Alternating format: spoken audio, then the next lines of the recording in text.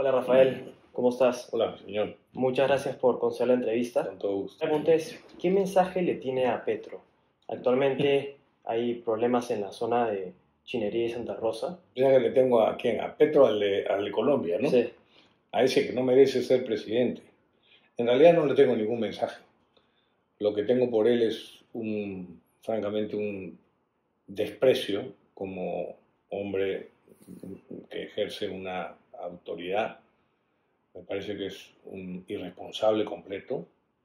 Por supuesto lo respeto como ser humano, pero tiene pues lamentablemente una serie de taras, ¿no? Se sabe y consta que es drogadicto, que es alcohólico, que es además comunista, que ha sido guerrillero. terrorista, así es, no, guerrillero no, terrorista. En Colombia le llaman guerrillero, yo creo que es un grave error, porque felizmente en el Perú no hemos cometido ese error, siempre hemos llamado a los terroristas terroristas, que ese es el término adecuado. Pero, en fin, así que no tengo para él ningún mensaje. Lo único que puedo afirmar es que cuando uno va al plano, a cualquier plano, incluso en Google, Sí. entra a la parte del Triángulo de Leticia y está absolutamente claro que la isla Chinería y, por supuesto, lo que le llaman Santa Rosa, Pertenece al Perú. pero sin lugar a dudas, está en tratados, completamente además. al oeste. Además del tratado, es clarísimo que está completamente al oeste de la línea divisoria entre Colombia y Perú. De manera que es simplemente lo que ha originado este irresponsable, es un globo de ensayo un poco para distraer la atención Para de los tapar problemas los internos temas que tiene. con los agricultores y con los Con todo el mineros. mundo, por supuesto, efectivamente. ¿Cuál crees que debería ser la respuesta al Perú acerca de... Tiene que ser una respuesta diplomática. Yo no creo que valga la pena arriesgar la vida de ni una sola persona por una provocación evidente de este irresponsable. Exacto. Es más, tú ves la prensa colombiana, a mí me admira la prensa colombiana, por lo menos algunos de los medios que he visto en estos últimos días, porque tocan el tema con una seriedad y con una, ¿cómo decir?, tranquilidad enorme, Hasta los con propios una muy expresidentes. buena responsabilidad, y el propio expresidente Álvaro Uribe, por supuesto, da un mensaje a los peruanos. Exacto. Muy claro. Y de repudio al terrorista Petro. Por supuesto. Pero a mí me han mirado especialmente uno de los ediciones de El Tiempo, que tocan el tema con una objetividad muy clara y cómo reconocen que es un tema que está inventado y, digamos, provocado absurdamente por Petro, ¿no? En cambio, algunos medios en el Perú lamentablemente caen en el amarillismo, ¿no? Es decir, ni un paso atrás, manden a los soldados, llevaron a los soldados. Yo creo que es un grave error, por ejemplo, es pisar el palito, de alguna manera, el haber hecho una ceremonia cívico-patriota en Santa Rosa en estos días pasados, ¿no? Como presidente del Consejo de Ministros. Yo no habría hecho eso. Es que es tan absurda la pretensión o la declaración de Petro que, digamos, hay que ir a los canales diplomáticos, por supuesto. Pero no habría que darle tanto valor. De ninguna manera. Exactamente. Cuando usted fue ministro de Defensa, ¿qué prioridades tuvo en términos de modernizar las Fuerzas Armadas? En términos de tanques, aviones, bueno, a ver, etcétera. En términos de tanque, hice lo contrario. Había un proyecto para la compra de 120 tanques y yo lo corté. Yo creo que no es necesario, no era ni es necesario invertir en ese tipo de armamento. Los tanques, o sea, a ver, yo tengo una concepción que probablemente escandalice a algunos. Primero responderé tu pregunta, pero quiero añadir una reflexión. Para responder tu pregunta te diré que la prioridad que yo tenía, al margen de lo que ya venía implementándose, por ejemplo, que era una modernización de cierto tipo de armamento y de cierto tipo de equipamiento militar, mediante un presupuesto que estaba ya asignado y que venía del canon petrolero y minero. Sí. Entonces se comprometían los flujos de caja de esos cánones para la adquisición de estos equipamientos. Pero no añadí otros más, porque me pareció que, primero, que ya era suficiente gasto, en primer lugar, ya lo encontré orientado y aprobado. Yo lo que prioricé fue, primero, la lucha contra la guerra que sí teníamos, que ya la teníamos, no contra las posibles futuras guerras, que no creo que se vayan a producir. La que teníamos era la del narcoterrorismo en el Brain. Sí, los aviones que salen con... ¿Perdón? Los aviones que salen con cocaína y todo eso. Bueno, sí, también los aviones que salen con cocaína, pero sobre todo el resto, los residuos de Sendero Luminoso mezclados con el narcotráfico en la zona del Brain, ¿no? El valle de los ríos Tere y Mantaro. Y entonces prioricé digamos, la lucha contra esa amenaza. Los temas internos. Una lucha interna. Bueno, lucha interna, por decirlo menos, no me gusta hablar de lucha interna, sino digamos, una actividad delictiva de esta gente, por supuesto, peligrosísima, que nos había costado bastantes vidas, 50 y pico vidas humanas, soldados y militares. Y entonces contraté una compañía israelí que se llamaba Global CST, era una compañía que se dedicaba al asesoramiento y adiestramiento. ¿Te han visto temas con el Mossad? Probablemente, no era una cosa directa como el Mossad, pero estoy seguro que varios de los que vinieron al Perú y varios de los que trabajaban en esta empresa, evidentemente tendrían que haber trabajado antes algunos de ellos en el Mossad. Pero era una empresa que tenía, única en el mundo, en mi concepto, porque era la única que tenía experiencia de una lucha similar justamente en Colombia, contra la FARC. De la FARC. ¿No? Entonces, y primero eso, y segundo, que no vendía armas, no representaba a ninguna fábrica de armas, ni era intermediario de venta de armas, cosa que también es importante. Entonces, solo se dedicaban al asesoramiento. Y con ellos, lo que hicimos, el planteamiento que siguieron fueron unificar los servicios de inteligencia, crear el servicio el centro de operaciones para la captura de los principales cabecillas de la organización, que se le llamó el CIOEC, y la capacitación, o sea, el diseño de una nueva estrategia para ser eficaces en la lucha antisubversiva y el adiestramiento de 1.500 efectivos de élite en 3 destacamentos, una mezcla de militares y marinos y de la Fuerza Aérea. Y después, la otra prioridad que yo di era el apoyo legal y moral a nuestras Fuerzas Armadas. Porque el entrenamiento, porque habían estado perseguidas, siguen perseguidas, ¿no? Pero estaban ya perseguidas. Pero ahora te digo, perdóname que tome un minuto más porque yo tengo la siguiente teoría. Evidentemente que es posible que tengamos una guerra externa, es posible. Yo lo veo muy poco probable, pero bueno, le doy una pequeña posibilidad. Ahora bien, a mí me parece que el Perú no va a tener una guerra externa. Y por tanto, Fuerzas Armadas, en mi concepto, hay que proyectarlo al futuro de manera diferente. No es un equipo de personas o un grupo de personas preparados para un combate o una guerra, sino deberían de estar cada vez más preparados para atender emergencias y desastres naturales. ¿Y no crees que deberían estar en las fronteras para parar la inmigración ilegal? Mira, lo que creo es que lo que hay es que desarrollar vías de comunicación, eso sí, esa es la mejor manera. Hay personal militar en las fronteras, pero eso no evita, o sea, no genera desarrollo. Lo que genera desarrollo es las vías de comunicación. Entonces, lo que el Perú tiene que hacer es lo mismo que han hecho. Justamente, tú ves el plano o el mapa de la zona de Leticia y tú ves cómo tanto Brasil como Colombia, por ejemplo, los dos tienen aeropuertos en la zona. O sea, y tienen ciudades con concentración humana. Tú ves la parte peruana y es pura selva. Son casitas, pequeñas villas no sé, de 3 o 4 casas como máximo. Entonces, eso no es desarrollar las fronteras, pero no es tarea de los militares desarrollarlas, ¿me entiendes? Tú hablas sobre tuvieron esas fuerzas élites y las Fuerzas Armadas de empoderarlas. ¿Qué medidas se tomaron cuando fuiste ministro de Defensa para incentivar el servicio militar? Bueno, se aprobó una ley que se llamó la ley de fuerzas, ¿cómo le llamábamos?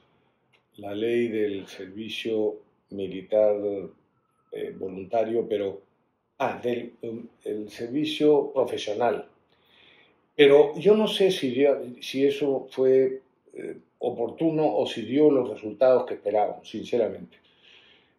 Yo creo, por ejemplo, que hoy día hay, por supuesto, antiguamente existía el servicio militar obligatorio o lo que llamaban las... Conscription, creo que es forzado. Claro, el forzado, ¿no? Las levas que le llamaban. Sí. Y eso me parece que es evidentemente inconveniente. O sea, eso yo sí creo que ha sido un buen cambio. Pero por otro lado, también es lógico que la gente joven, pues no quiere tener, muchos de ellos, la mayor parte, no quiere tener un futuro que le signifique que poder entrar a arriesgar la vida, ¿no? Al margen de la vocación patriota que tienen muchos.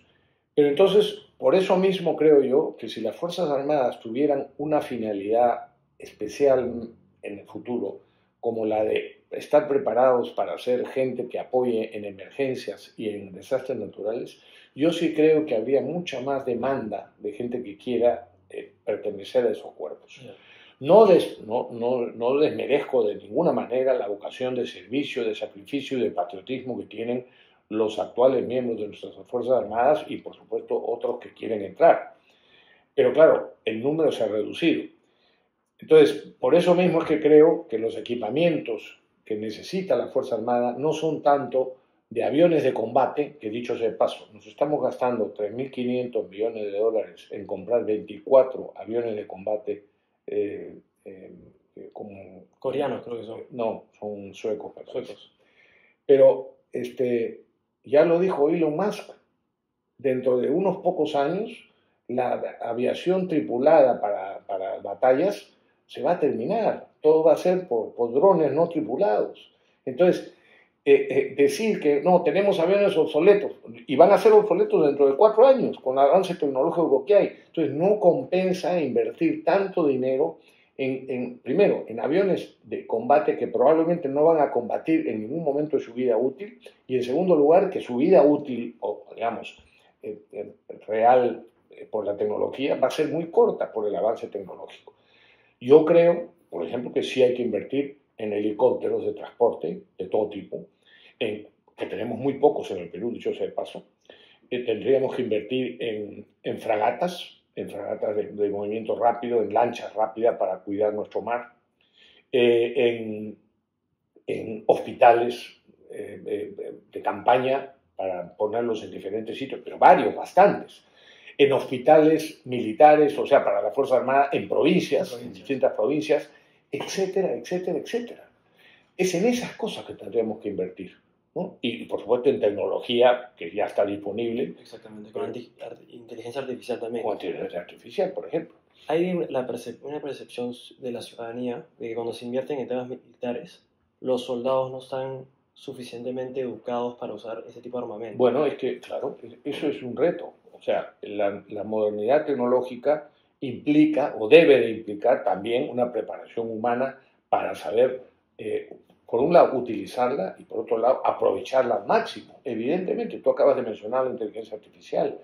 Entonces, una de las tareas que tienen que tener las Fuerzas Armadas hoy, a diferencia del pasado, es que tienen que capacitar a la gente en el tratamiento de la inteligencia artificial, porque con eso se va a trabajar evidentemente en el futuro. Así es. Aya de la Torre decía que en el Perú falta educación política.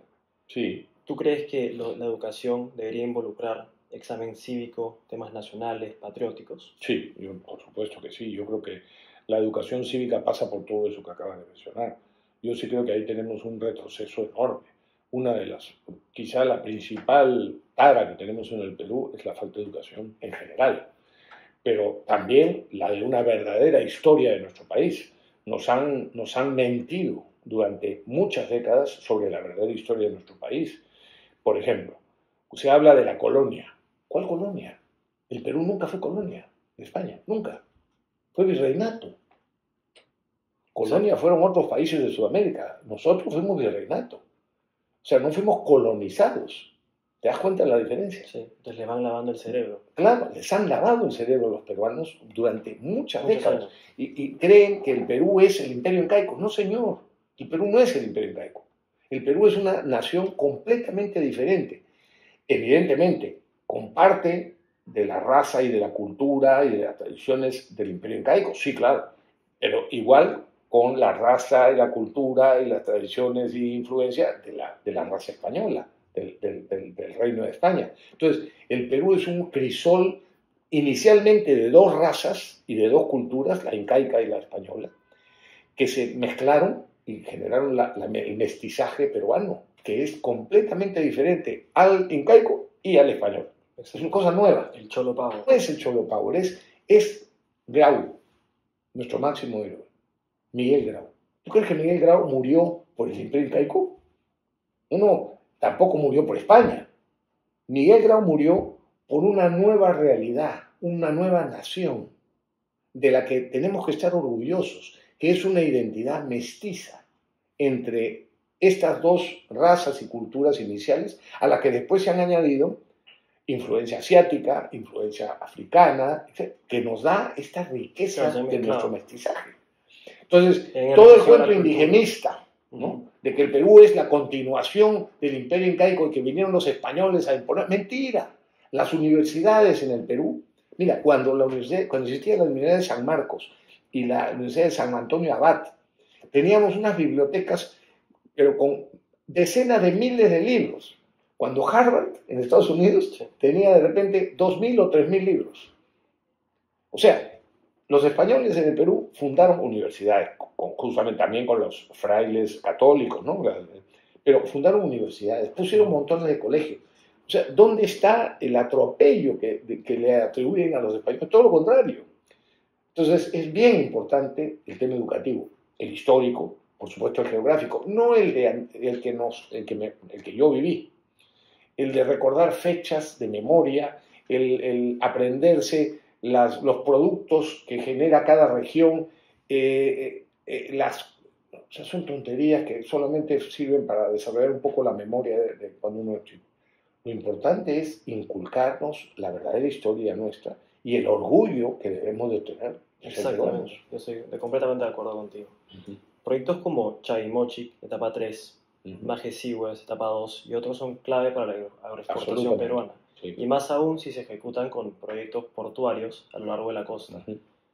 ¿Qué acciones propondría como exministro de producción para que esos proyectos avancen de manera coordinada?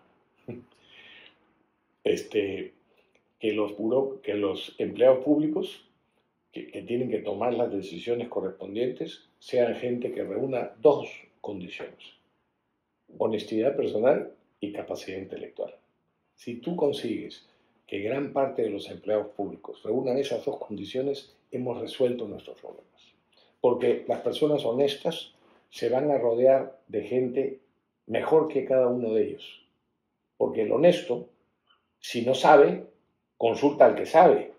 Y las consultorías, las consultorías se multiplican, además. No tiene que ser una consultoría, tiene que ser, o sea, lo que nos falta es que el personal que pertenece al Estado, que trabaja para el Estado, bueno, gane mejor. En algunos casos ganan relativamente bien. Puede ser que sea también un problema de eso, pero es fundamentalmente un problema de que la cabeza del país, el presidente, tiene que también tener esas dos condiciones.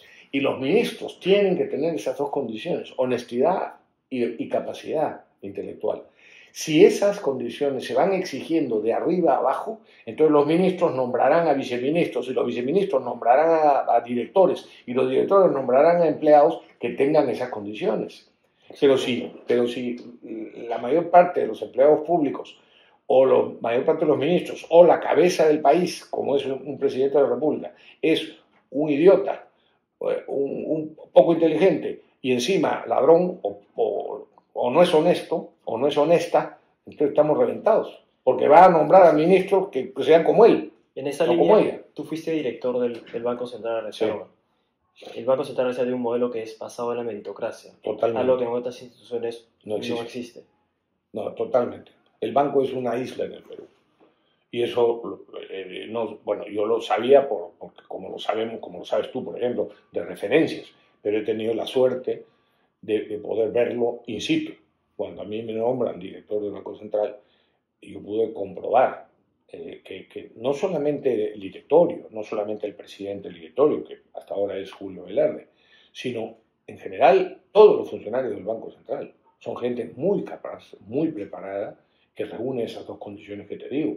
Y si alguna vez ha surgido algún problema, por decir, de falta de capacidad o sobre todo de comportamiento indebido, de inmediato se ha prescindido de esa persona. Con lo cual, eso es un ejemplo de cómo en el Perú sí hay gente que puede responder al papel que le corresponde para lo que mencionabas, para tomar las decisiones que se necesitan tomar y con la honestidad y con la capacidad que se requiere para que sean eficaces. Rafael, ¿evalúa postularse al Senado en el 2016? No, yo ya terminé mi actividad política activa. Yo no pienso postular a ningún cargo, la verdad. Prefiero, ahora me han quitado el programa que tenía en televisión, que se llamaba Rey con Barba, no sé si alguna vez lo viste. Sí. Bueno, la verdad que lo extrañamos.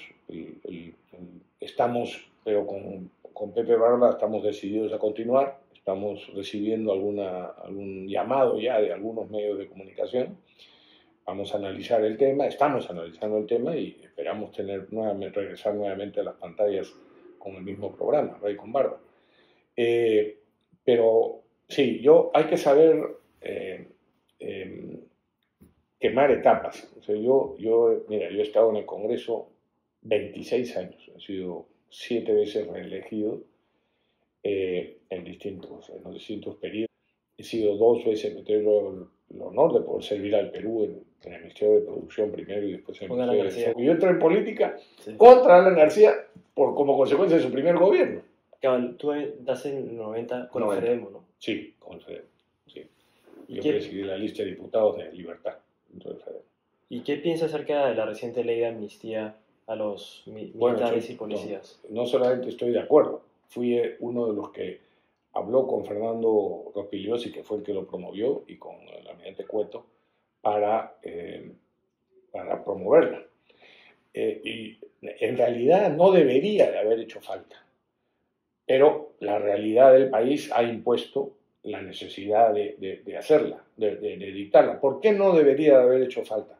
Porque si se hubiera ejercido la justicia como es debido, la mayor parte de los militares que están condenados o perseguidos judicialmente no tendrían que estarlo, ¿no? Pero como los jueces han hecho barbaridades, como los fiscales han hecho barbaridades y como diversas personas durante varios gobiernos han hecho y han promovido leyes absurdas y contradictorias y en realidad inconstitucionales, han llevado a esa injusticia y especialmente a esa resentimiento contra la Fuerza Armada, que o sea, lo que no le perdonan al Perú, eventualmente también a Fujimori como presidente. Es que acabó con el terrorismo en el Perú. Exactamente, eso. Y por eso mismo es que están persiguiendo a Álvaro Uribe en Colombia, Exacto. a Bolsonaro Exactamente. en Brasil, así es. a todos ellos. Así es. Caray, tú estudias economía, pero estás muy bien enterado y además piensas bien. ¿Y qué mensaje tienes para el electorado joven que va a votar en las primeras elecciones del 2026? Que no se dejen llevar por la demagogia, que identifiquen la demagogia. La demagogia es la manipulación de las emociones de la gente. No necesariamente con mentiras, también con mentiras, pero cuando vean a un candidato que ofrece fácilmente el oro y el moro, ¿no?, que les va a solucionar todos sus problemas, desconfíen, porque los problemas no se solucionan por la vía del ofrecimiento de una supuesta solución rápida, etc.